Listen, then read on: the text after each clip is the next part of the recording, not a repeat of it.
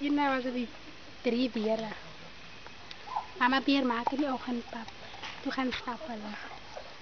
Waar gaan die pap koud word? Julle moet saggies wees, okay, as jy die storie vertel. Maar okay, so begin weer. Jy moet saggies wees, okay?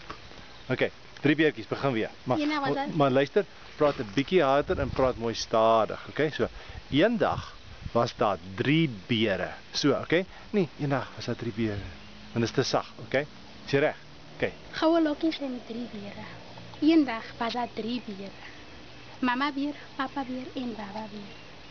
Toe besluit mama beer om pap te maak. Toe gaan stap hulle eers deur die woud, laat die pap gaan koud word.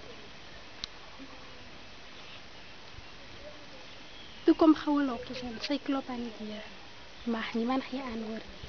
Sy klop weer, niemand gee antwoord nie.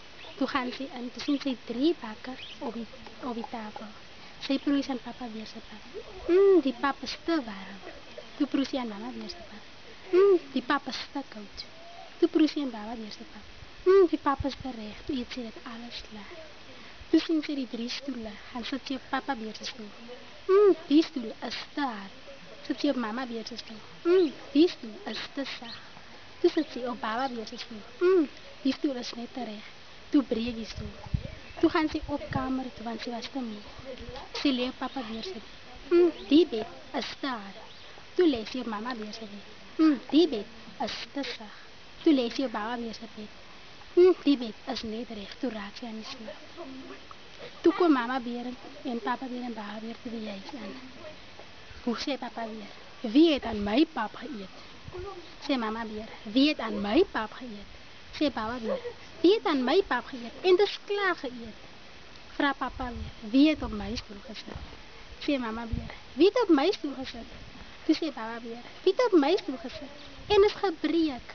Gaan hulle op kamer toe. Vra papa weer. Wie het op my bed gelê? Vra mama weer. Wie het op my bed gelê? Vra baba weer. Iemand het op my bed gelê en die lê sy nog. Toe skrik goue lokkies wakker van al die geraag. Swaar tot sy uit die venster ry. Bly sy uit die storie.